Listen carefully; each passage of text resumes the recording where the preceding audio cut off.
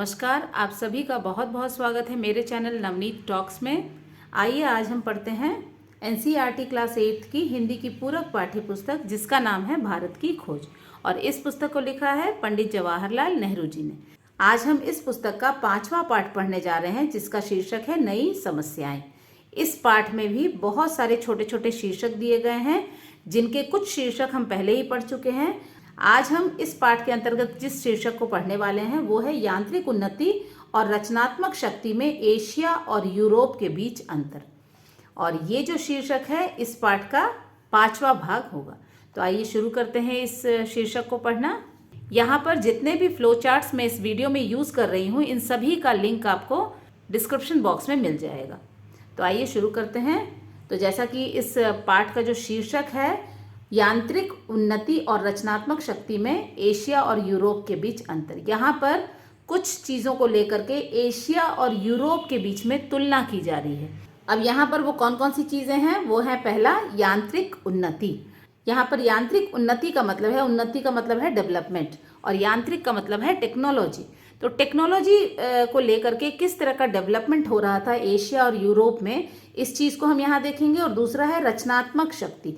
रचनात्मक शक्ति का मतलब है जो साहित्य के क्षेत्र में किस तरह के बदलाव आ रहे थे, किस तरह की प्रगति हो रही थी एशिया और यूरोप में। तो इसमें सबसे पहले आता है अकबर के दरबार के जेसुइट बताते हैं। अब ये जेसुइट कौन है? जेसुइट एक पुर्तगाल के धर्म प्रवर्तक थे। ये एक ईसाई धर्म से संबंध रखते थे और ये अपने धर्म का प्रचार प्रसार भी यहाँ पर किया करते थे। अब अकबर के समय धीरे धीरे ईसाई धर्म के लोगों का आना भी हमारे देश में शुरू हो चुका था।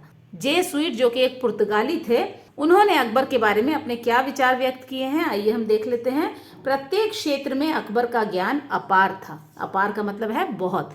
तो यहाँ पर हर क्षेत्र का ज्ञान जो है वो अकबर रखा करते। सैनिक और राजनीतिक क्षेत्र का पूरा ज्ञान था। उनके पास किस तरह के सैनिक होने चाहिए, सैनिकों की शक्ति को बढ़ाने के लिए किस तरह के कार्य करने चाहिए, राजनीतिक क्षेत्र, राजनीति में किस तरह से नियम कानून बनाने चाहिए, राजनीति कैसे करनी चाहिए, इन सारी चीजों का उन्हें पूरा पूरा ज्ञान था। यांत्रिक कलाओं का भी बहुत ज्ञान था। यांत्रिक कलाओं का मतलब है यंत्र से चलने वाली जो चीजें थी या जहां पर भी टेक्नोलॉजी को यूज किया जाना चाहिए था वो किस तरह से किया जाएगा और कहां कहां पे इसका प्रयोग किया जाएगा, इन सारी बातों का भी उन्हें अच्छे से ज्ञान था।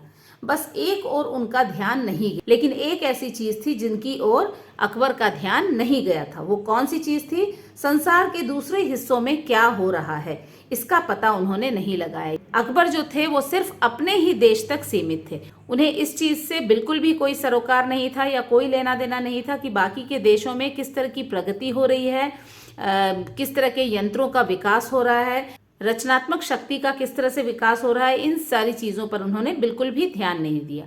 वो सिर्फ अपने देश को संवारने में और साथ ही साथ यहाँ की अखंडता को बनाए रखने में ही वो अपना पूरा समय लगा रहे थे। इसका क्या परिणाम हुआ? अब इस चीज का क्या परिणाम हुआ? अकबर ने जो दूसरे देशों से अपने देश की तुलना नहीं की, दूसरे देशों में क्या हो रहा है इस चीज की जानकारी नहीं रखी, तो इस गलती का उन्हें क्या परिणाम भुगतना पड़ा। तो आइए आगे देखते हैं। अब यहाँ पर अकबर केवल भारत की राष्ट्रीय एकता कायम करने में ही व्यस्त रहे। अकबर का एक यही सपना था कि वो भारत को एक अखंड भारत के रूप में देखना चाहते थे और इस राष्ट्रीय एकता को बनाने के लिए वो बहुत ही व्यस्त रहते थे, बहुत सारे वो कार्य में लगे रहते थे। केवल भारतीय समाज की व्यवस्था को बदलने की कोशिश करता रहा। वो सिर्फ यहाँ की जो भारतीय व्यवस्थाएं थी जो कि समाज को अंदर से खोखला कर रही थी, उसमें सबसे बड़ी जो व्यवस्था थी वो थी वर्ण व्यवस्था, जिसमें कि लोगों को अलग अलग वर्णों में बांट दिया गया था, जात पात के आधार पर, ऊंच नीच के आधार पर। उन सारी व्यवस्थाओं को वो बदलने में ही अपना पूरा समय लगा रहे थे। केवल इस्लाम और राष्ट्रीय धर्म के मेल का उपाय ढूंढता रहा। यहाँ पर जो इस्लाम धर्म को मानने वाले और जो हिंदू धर्म को मानने वाले, यहाँ का राष्ट्रीय धर्म हिंदू धर्म माना जाता था, तो इन दोनों धर्मों को वो एक करना चाहते थे। इन धर्मों को मानने वाले लोगों को वो एक करना चाहते थे और इसी मेल को करने का उपाय वो सिर्फ ढूंढते रहते थे।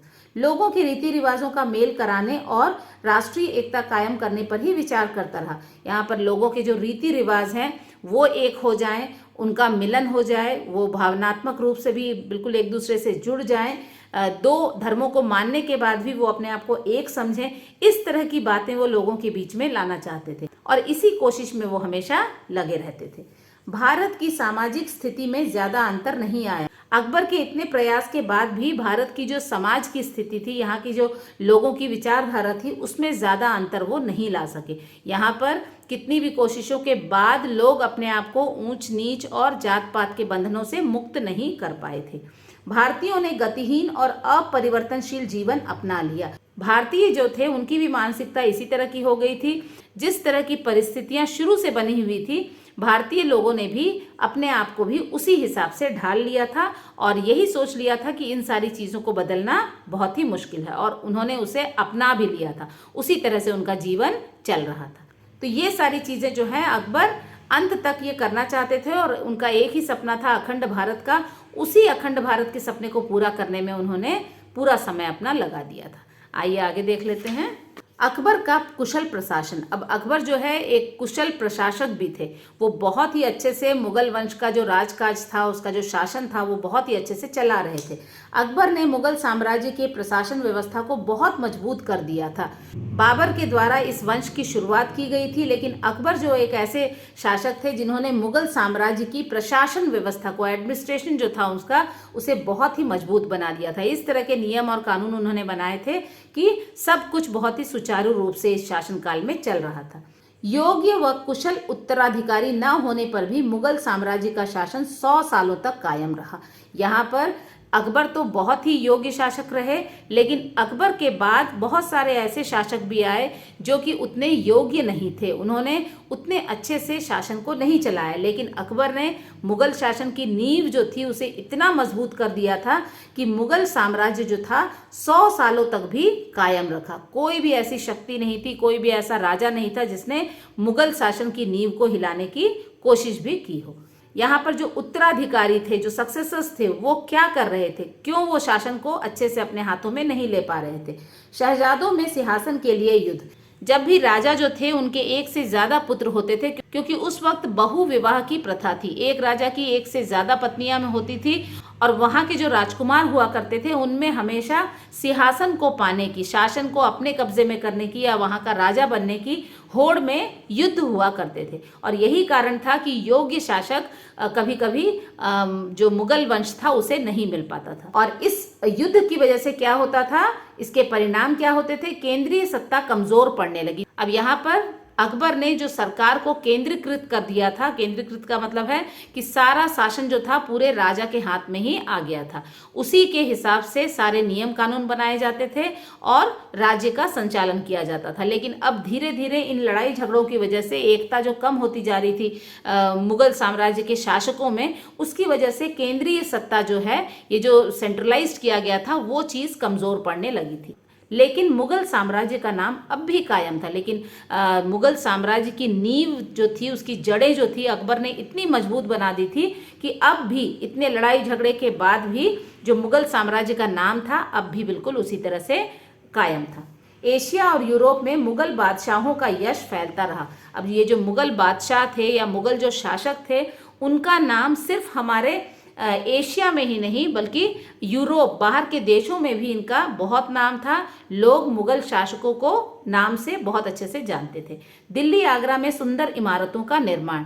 अब यहाँ पर मुगल शासक एक ऐसे शासक थे जिन्होंने भारत में बहुत ही प्रसिद्ध इमारतों का निर्माण करवाया था। इन्हीं में दिल्ली और आगरा में बहुत ही सुंदर सुंदर इमारतें आज भी खड़ी हैं जिन्हें हम देख सकते हैं। भारतीय मुगल काल दक्षिण उत्तर के मंदिर शैली से भिन्न थी, लेकिन यहाँ पर जो मुगल काल में जिस तरह की इमारतें बनती थी वैसी इमारतें हम सिर्फ उत्तर में ही देखते थे। उत्तर मतलब जो हमारा नॉर्थ रीजन था, वहीं पर इस तरह की इमारतें हमें देखने को मिलती थी जो कि मुगल और भारतीय कला के मेल से बनाई जाती थी। इस तरह की कला हम दक्षिण के मंदिरों में या वहाँ की इमारतों में हम नहीं देखते थे। ताजमहल वास्तुकारी का प्रमाण है। यहाँ पर मुगलों की वास्तुकारी कितनी सुंदर थी, उस वक्त के जो कलाकार थे वो कितने होनहार थे, कितने काबिल थे, इस चीज़ का पूरा प्रमाण हमें मिलता है ताजमहल को देखकर। उसकी जो वास्तुकारी है वो इतनी अद्भुत है कि आज भी लोग उसे देख करके दांतों तले उंगली दबा लेते हैं कि आखिर इस तरह की इमारत का निर्माण इतने वर्षों पहले कैसे किया गया। तो ये था अकबर के कुशल प्रशासन के बारे में। आइए हम आगे देख लेते हैं। इसके बाद है उत्तर पश्चिम के आक्रमणकारी और इस्लाम का भारत पर प्रभाव। अब यहाँ पर उत्तर पश्चिम के जो आक्रमणकारी इन इस्लाम धर्म को मानने वालों को कहा गया है, और इस्लाम धर्म जो वो लेकर के अपने साथ आए थे उसका भारत पर क्या प्रभाव पड़ा था, भारत या भारत में रहने वाले लोगों पर इस्लाम धर्म का क्या प्रभाव पड़ा था। हिंदू समाज में फैली बुराइयां सामने आने लगी। यहाँ पर हिंदू समाज में बहुत सारी ऐसी खामियां थी, बहुत सारी ऐसी बुराइयां थी जो कि धीरे धीरे सामने आने लगी। लोग जो है हिंदू धर्म को और इस्लाम धर्म को एक दूसरे से उसकी तुलना करने लगे, और उस वक्त उन्हें पता चला कि हिंदू धर्म में कितनी सारी बुराइयां हैं, कितनी सारी ऐसी बातें हैं जिन्हें कि इस धर्म से हटा देना चाहिए। अब यहाँ पर वो कौन कौन सी बुराइयां थी? जात पात का भेदभाव। यहाँ पर वर्ण व्यवस्था की वजह से जात पात में हमारा समाज बटा हुआ था, ऊंची जात नीची जात, इस तरह की बातें हमारे समाज में बहुत देखने को मिलती थी। अछूत प्रथा, यहाँ पर शूद्र जो थे, जो सबसे निम्न वर्ग में आते थे, सबसे नीचे वर्ग में आते थे, उन्हें अछूत कहा जाता था। उन्हें छूना भी उच्च वर्ग के लिए पाप समझा जाता था। इस तरह की प्रथा जो थी वो भारतीय समाज के लिए कलंक के समान थी। अलग रहने की प्रवृत्ति, यहाँ पर अलग अलग वर्णों के जो लोग थे उनमें मेल जोल उतना नहीं था, वो अलग अलग रहते थे, वो कभी भी एक दूसरे से मिलते नहीं थे। एक वर्ण अगर ब्राह्मण समाज है तो ब्राह्मण ब्राह्मणों से ही मेल जोल रखता था, वो वैश्यों के पास या वैश्यों के घर नहीं जाता था। तो इस तरह की जो अलग रहने की प्रवृत्ति थी वो भी हिंदू समाज की एक बुराई थी। इसके बाद बताया गया है कि इस्लाम धर्म में क्या हो रहा था। इस्लाम धर्म की अच्छी बातों का प्रभाव भारत पर पड़ा। इस्लाम धर्म में बहुत सारी अच्छी बातें थी, ऐसी ऐसी बातें थी जिसका प्रभाव हिंदू धर्म या भारत पर पड़ रहा था। अब इसमें क्या क्या बातें थी? भाईचारा, यहाँ पर चूंकि सभी लोग एक ही धर्म को मानते थे, सभी इस्लाम धर्म को ही मानते थे, इसीलिए उनमें भाईचारा था। यहाँ पर ना तो कोई छोटा था और ना ही कोई बड़ा था, यहाँ पर भाईचारे का भाव सबके मन में था। सभी को अपना मानने की प्रवृत्ति, यहाँ पर सभी लोग एक दूसरे को अपना मानते थे क्योंकि सभी एक ही धर्म का अनुसरण करते थे। बराबरी का सिद्धांत, यहाँ पर कोई बड़ा या छोटा नहीं था, कोई ऊंचे समाज का या बड़े धर्म का या छोटे धर्म का, इस तरह की बात नहीं थी, इसीलिए सभी बराबरी के सिद्धांत पर ही चलते थे। अब यहाँ पर इस चीज़ का प्रभाव, इस्लाम धर्म में ये जो अच्छाइयाँ थी इसका प्रभाव सबसे ज़्यादा भारतीय समाज पर किस पर पड़ा? इस विचार का असर उन लोगों पर पड़ा जिन्हें हिंदू समाज निम्न वर्ग में रखता। तो यहाँ पर इस्लाम धर्म की ये जो अच्छी अच्छी बातें थी इसका प्रभाव भारत के उस निम्न वर्ग के लोगों पर पड़ा जिन्हें कि हम अपने समाज में बिल्कुल नीचा समझते थे, उन्हें बिल्कुल भी कोई सम्मान की दृष्टि से नहीं देखता था, उन्हें अछूत कहकर पुकारा जाता था। इसके बाद है भारतीयों और मुसलमानों में वैचारिक मतभेद होने लगा। अब यहाँ पर भारतीयों में चाहे कितनी भी हमारे समाज में बुराइयां हो, लेकिन फिर भी वो अपने धर्म को, अपने व्यवस्था को श्रेष्ठ मानते थे। अब इसी चीज़ को लेकर के जो मुसलमान थे और भारतीय थे, अब दोनों ही अपने अपने धर्मों को श्रेष्ठ बता रहे थे और इस चीज़ को लेकर के उनमें वैचारिक मतभेद, विचारों में मतभेद होने लगा। अब यहाँ पर इसका परिणाम था धार्मिक समन्वय। यहाँ धार्मिक समन्वय का मतलब है दो धर्मों का मिलना। अब यहाँ पर जो भारतीय थे, जो कि निम्न वर्ग में रखे गए थे, बिल्कुल नीची जाति में थे, उन्हें अछूत कहकर बुलाया जाता था, इन्होंने अपने धर्म को इस्लाम धर्म से मिला लिया, मतलब कि उन्होंने अपना धर्म परिवर्तन करने का मन बिल्कुल बना लिया। तो ये इसका परिणाम निकला। आइए हम आगे देख लेते हैं। इसके बाद है भारतीयों द्वारा सामूहिक धर्म परिवर्तन करने का कारण। अब ये देखा जाने लगा कि भारतीय जो थे वो समूहों में, ग्रुप्स में अपने धर्म का परिवर्तन करने लगे थे। हिंदू धर्म को छोड़ करके वो इस्लाम धर्म को अपना रहे थे। निम्न श्रेणी के लोगों द्वारा सामूहिक धर्म परिवर्तन, निम्न श्रेणी जिन्हें कि अपने समाज में भी कोई मान सम्मान नहीं मिल रहा था, उन्हें बिल्कुल नीची जाति में रखा जाता था, तो वो लोग अब सामूहिक, समूह में एक साथ बहुत सारे लोग धर्म परिवर्तन कर रहे थे। पूरे मोहल्ले में एक जाति के लोग रहने लगे। अब यहाँ पर एक मोहल्ले में रहने वाले सभी लोगों ने एक साथ धर्म परिवर्तन करना शुरू कर दिया था और वो उसी मोहल्ले में इस्लाम धर्म को मानते हुए रहने लगे। कभी कभी पूरा गांव धर्म बदल लेता। यहाँ पर सिर्फ मोहल्ले की ही बात नहीं थी, बल्कि कभी कभी पूरा का पूरा गांव ही अपने हिंदू धर्म को छोड़ करके इस्लाम धर्म को अपना लेता। सामूहिक जीवन वैसा ही चलता रहा, लेकिन यहाँ पर धर्म परिवर्तन के बाद भी जो सामूहिक जीवन था या जो सामाजिक जीवन था वो बिल्कुल भी बदला नहीं। जो वो काम करते थे उसी तरह के काम हुए, जिनके साथ उनका संबंध था, जिनके साथ उठना बैठना था, वो सारे लोग उसी तरह से उनके संबंध चलते रहे। लेकिन सिर्फ जो एक चीज़ बदली थी वो थी केवल पूजा पाठ करने के तरीके में बदलाव। हिंदू होने पर जो वो उस तरह से अगरबत्ती दिखाया करते थे, तिलक लगाया करते थे, घंटी बजा करके पूजा किया करते थे, शंख बजाते थे, ये सारी चीज़ें छोड़ करके अब उन्होंने नमाज पढ़ना शुरू कर दिया था। तो सिर्फ यहाँ पर पूजा करने के तरीके में ही उनमें बदलाव आया था। ऊंची जाति में बहुत कम लोगों द्वारा धर्म परिवर्तन किया गया। ऊंची जाति में इस धर्म परिवर्तन को बहुत ही कम देखा गया। ऊंची जाति में बहुत थोड़े से लोग थे जिन्होंने हिंदू धर्म को छोड़ करके इस्लाम धर्म अपनाया था। मुसलमानों का किसी विशेष कार्य पर अधिकार। अब यहाँ पर मुसलमान जो थे उन्हें ऐसा माना जाता था कि कुछ काम ऐसे थे जिन पर मुसलमानों का पूरा अधिकार था, वो बहुत ही अच्छे से उस काम को करते थे, उस काम को करने में उन्हें महारत हासिल थी। ऐसे कौन से काम थे? शिल्पीकारी, कपड़ा बुनने का कार्य। अब जो ज़्यादातर बुनकर थे, कपड़ा बुनने का जो काम करते थे वो मुसलमान ही थे, क्योंकि ये काम जो है वो पुश्तों से करते आ रहे थे और इस काम में वो बहुत निपुण भी हो गए थे। दूसरा था शिल्पकारी। शिल्पकारी मूर्तियों को गढ़ने का काम, इसमें भी वो बहुत ही कुशल थे, बहुत ही निपुण थे। ऐसे कार्य मुख्यतः मुसलमान समुदाय के लोग ही करते आए थे। शुरू से इस तरह के काम जो है मुसलमान ही करते आए थे और इसीलिए ये काम जो था पीढ़ी दर पीढ़ी आगे आती जा रही थी और आज भी मुसलमानों को इस काम में बहुत ही निपुण माना जाता था। तो ये था भारतीयों द्वारा सामूहिक धर्म परिवर्तन करने के कारण क्या क्या हुआ था उस बारे में।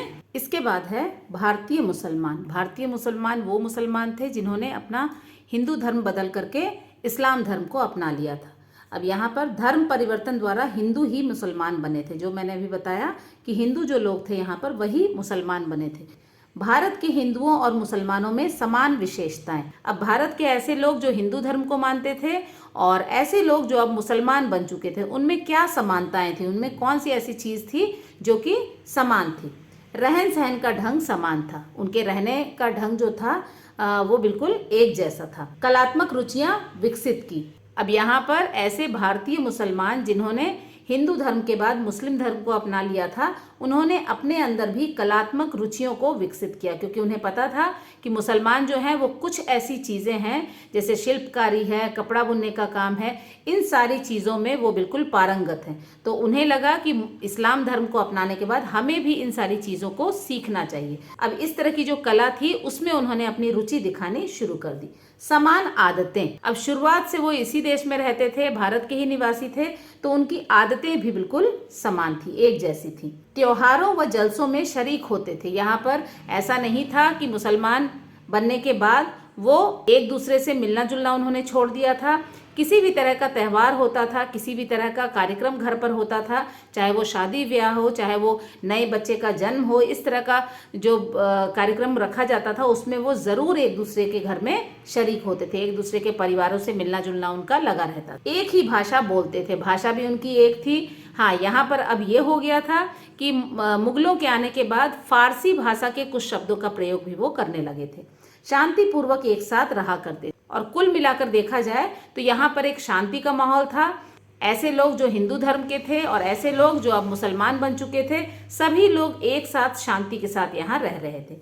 एक जैसी आर्थिक समस्याओं का सामना करते थे। यहाँ पर भाषा बोलने के साथ साथ उनकी आर्थिक समस्याएं भी एक जैसी थी। जो परेशानियां थी जीवन में, जो उतार चढ़ाव थे, वो भी लगभग एक जैसे थे, क्योंकि सबकी आर्थिक परिस्थिति एक थी। सभी लोग उसी तरह के कलाकार थे, छोटा मोटा काम करके वो अपना पेट पालते थे, तो उनकी आर्थिक समस्याएं भी एक जैसी ही थी। वर्ण व्यवस्था के बाद भी हिंदू मुसलमान मेल मिलाप से रहते थे। यहाँ पर जो हिंदू धर्म को मान रहे थे अभी भी वो वर्ण व्यवस्था में फंसे हुए थे, अभी भी वो जात पात में, ऊंच नीच में फंसे हुए थे, उन चीज़ों का पालन कर रहे थे। लेकिन इसके बाद भी हिंदू और मुसलमानों में उतनी दूरी नहीं आई थी, अभी भी उनका मेल मिलाप जारी था और वो बहुत ही मिलजुल करके एक दूसरे के साथ रहा करते थे। तो ये है भारतीय मुसलमान और ऐसे लोग जिन्होंने अपने धर्म को बदल करके इस्लाम धर्म को अपना लिया था। आइए आगे देखते हैं। हिंदू मुसलमान में आपसी संबंध। अब हिंदू और मुसलमान जो थे उनके आपस में किस तरह के संबंध थे? वैवाहिक संबंध जैसे उदाहरण बहुत कम थे। यहाँ पर हिंदू और मुसलमानों में विवाह संबंधी जो मेल मिलाप था वो बहुत ही कम था, ऐसे उदाहरण बहुत ही कम देखने को मिलते थे। आपस में खान पान भी नहीं होता था। कुछ लोग जो हिंदू धर्म को मानते थे वो तो इतने कट्टर थे कि वो आपस में एक दूसरे के घर जाते भी नहीं थे और खान पान भी एक दूसरे के साथ बैठ करके नहीं करते थे। एक दूसरे के घर का खाना या पानी वो नहीं पीते थे। लेकिन यहीं पर कुछ लोग ऐसे भी थे, परंतु कुछ लोग को एक दूसरे के घर खाने पीने में कोई आपत्ति नहीं थी।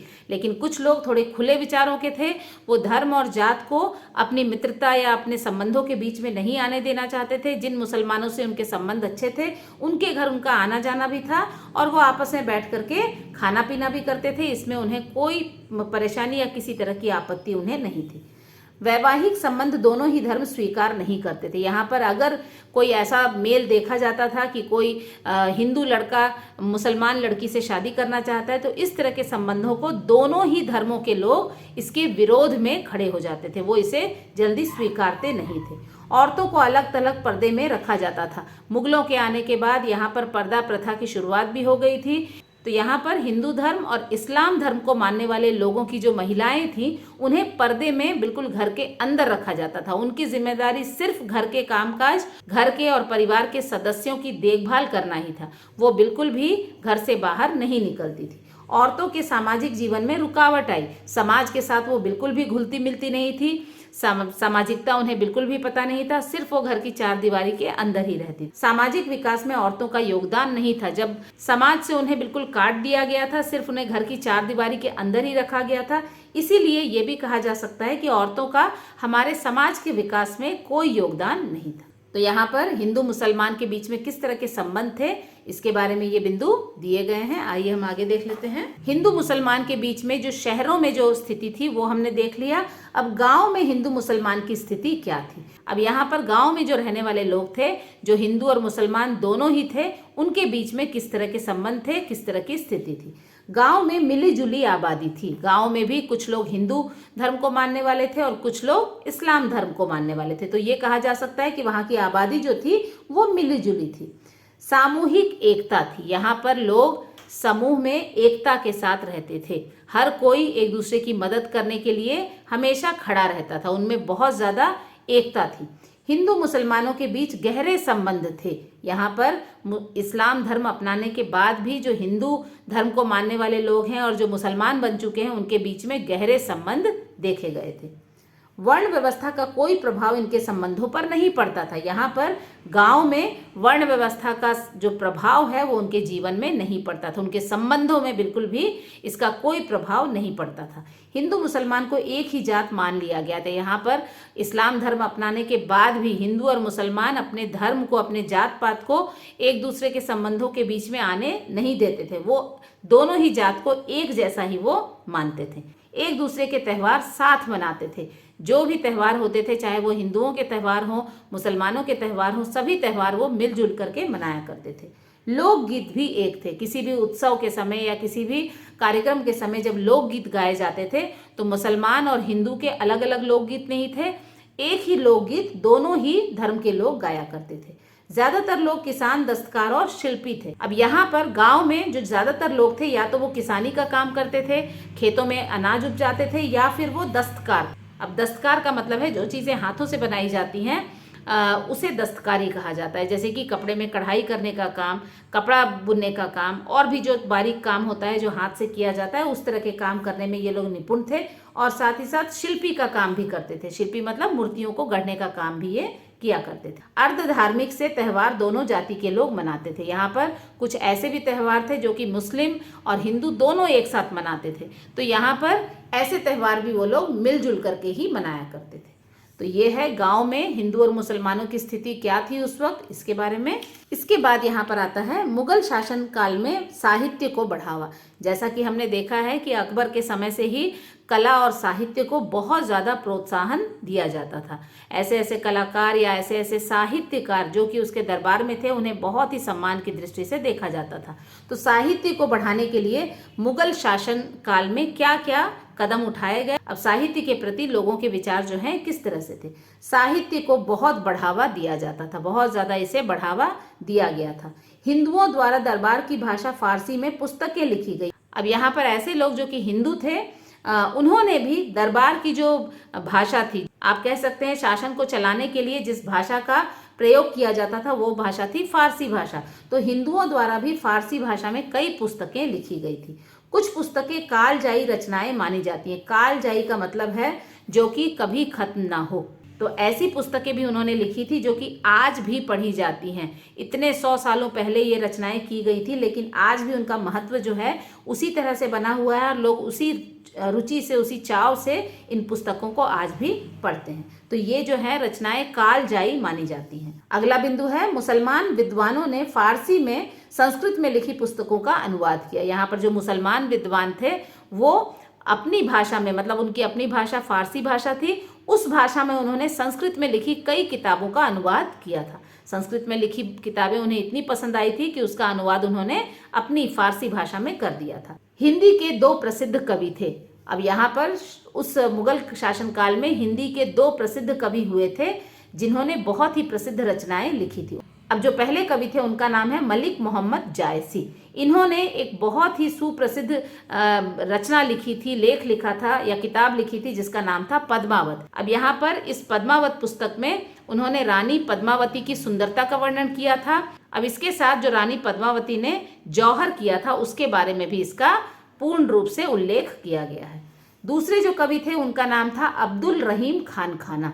अब ये जो थे अकबर दरबार में अमीरों में एक थे। यहाँ पर अकबर के दरबार में एक से एक लोग हुआ करते थे जो काफ़ी धनवान भी थे, लेकिन वो दरबार का हिस्सा थे। तो उन्हीं में से एक जो थे वो अब्दुल रहीम खान खाना थे। यहाँ पर अकबर के संरक्षक के पुत्र थे। संरक्षक का मतलब होता है अकबर के पालन पोषण में इनका पूरा योगदान था और इन्हीं के पुत्र थे अब्दुल रहीम खान खाना। अब यहाँ पर अरबी, फारसी और संस्कृत के विद्वान थे। अब यहाँ पर ये जो अब्दुल रहीम खान खाना थे, इन्हें अरबी, फारसी और संस्कृत का पूरा ज्ञान था। ये बिल्कुल इन भाषाओं में भी विद्वान माने जाते थे। तो यहाँ पर मुगल शासनकाल में जो साहित्य था उसको किस तरह से बढ़ावा दिया जा रहा था उसके बारे में ये कुछ बिंदु लिखे गए हैं। अब यहाँ पर इसके बाद है अब्दुल रहीम खान खाना की रचनाएं। अब्दुल रहीम खान खाना की कौन सी रचनाएं थी और वो किस तरह से लिखी हुई थी, आइए हम देखते हैं। रचनाओं का स्तर बहुत ऊंचा था। उस वक्त के जो साहित्यकार थे उनकी रचनाओं का स्तर भी बहुत ऊंचा होता था।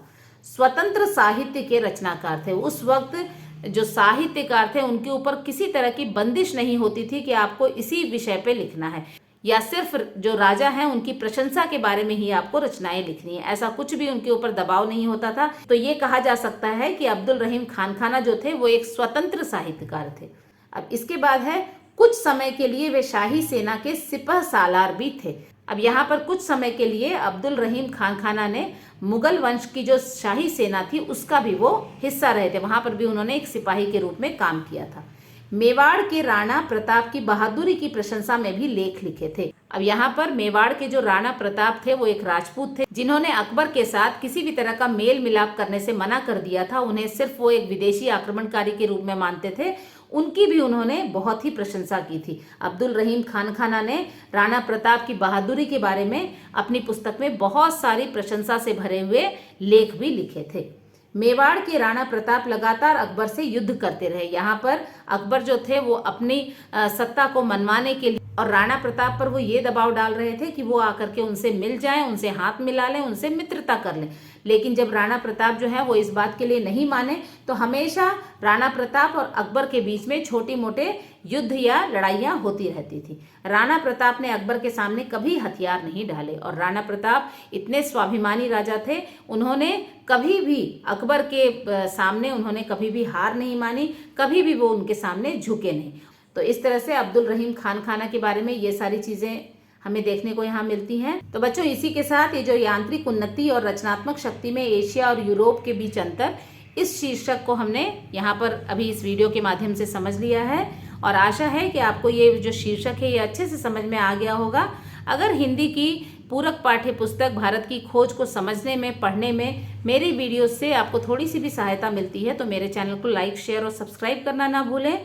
इसी तरह से एक नए शीर्षक के साथ हम फिर मिलेंगे। तब तक अपना ध्यान रखें। नमस्कार।